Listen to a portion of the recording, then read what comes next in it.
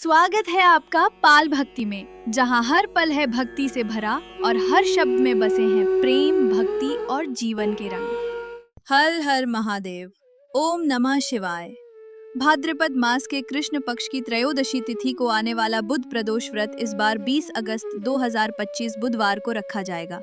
त्रयोदशी तिथि प्रारंभ होगी 20 अगस्त को दोपहर 1:58 पर और समाप्त होगी 21 अगस्त को दोपहर 12:44 पर।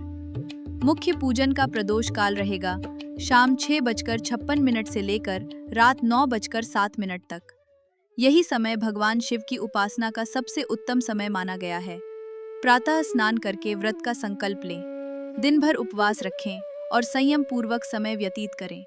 संध्या के समय प्रदोष काल में शिवलिंग पर जल, दूध, बेलपत्र, धतूरा और भस्म अर्पित करें। फिर धूप और दीप जलाएं, नैवेद्य अर्पित करें और श्रद्धा भाव से ओम नमः शिवाय तथा महामृत्युंजय मंत्र का जाप करें। इस प्रकार बुध प्रदोष व्रत का पालन करने से पापों का नाश होता है और जीवन में सुख, शांति और मंगल की प्राप्ति होती है। इस सत्य को प्रमाणित करती है एक अद्भुत कथा। भाद्रपद मास के कृष्ण पक्ष की त्रयोदशी तिथि और दिन बुधवार। आज का यह दिन है बुध प्रदोष व्रत। इस दिन का प्रदोष काल शाम 6:56 से रात 9:07 तक भगवान शिव की उपासना के लिए अत्यंत शुभ माना गया है। कहते हैं, जो भी इस व्रत का पालन करता है उसके समस्त पाप नष्ट हो जाते हैं और उसे मोक्ष की प्राप्ति होती है। इस सत्य को प्रमाणित करती है एक अद्भुत कथा। बहुत समय पहले एक नगर में एक शिकारी रहता था। उसका जीवन हिंसा और पापों से भरा हुआ था। दिन भर वह जंगल में पशु पक्षियों का वध करता और रात को चोरी करके अपना जीवन चलाता। लेकिन एक दिन जब उसे शिकार नहीं मिला और भूख से व्याकुल होकर वह भटक रहा था, वह एक तालाब के किनारे पहुंचा। वहां एक विशाल वटवृक्ष था और उसके नीचे एक प्राचीन शिव मंदिर भी स्थित था।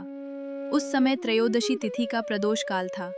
मंदिर में भक्तजन शिव पूजा कर रहे थे, दीप जल रहे थे, मंत्रोच्चार हो रहा था। वहीं एक ब्राह्मण भगवान शिव की महिमा सुनाते हुए प्रदोष व्रत की कथा सुना रहा था। शिकारी दूर खड़ा होकर वह कथा ध्यान से सुनने लगा। कथा में बताया गया कि जो प्रदोष व्रत करता है उसके सभी पाप नष्ट हो जाते हैं। चाहे वह कितना भी पापी क्यों न हो, शिव कृपा से उसे मोक्ष की प्राप्ति होती है। यह सुनकर शिकारी का मन विचलित हो उठा।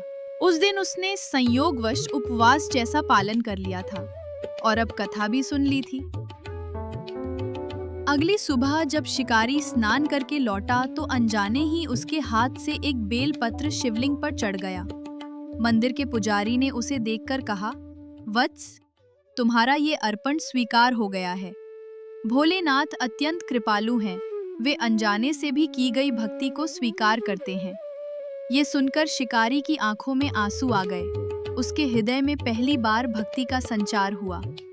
समय बीतता गया और एक दिन शिकारी की मृत्यु हो गई। उसके पापों के कारण यमदूत उसे लेने आए, लेकिन तभी शिवदूत प्रकट हुए और उन्होंने कहा, यह व्यक्ति प्रदोष व्रत कर चुका है, कथा सुन चुका है और बेलपत्र अर्पित कर चुका है। इसके सारे पाप नष्ट हो गए हैं। अब यह यमलोक नहीं बल्कि शिवलोक जाएगा। यमदूतों को पीछे हटना पड़ा और वह शिकारी भगवान शिव की कृपा से शिवलोक चला गया। इस प्रकार एक पापी शिकारी भी केवल प्रदोष व्रत और कथा श्रवण के पुण्य से शिवलोक का अधिकारी बन गया। इसीलिए कहा गया है, जो भी श्रद्धा और विश्वास के साथ प्रदोष व्रत करता है उसके जीवन के सारे पाप क्षीण हो जाते हैं। उसे सुख, समृद्धि और अंत में मोक्ष की प्राप्ति होती है। अगर इस कहानी ने आपके मन को छू लिया तो इसे दूसरों तक जरूर पहुंचाएं और जुड़े रहिए पाल भक्ति के साथ हर उस पल में जहां प्रेम ही भगवान है।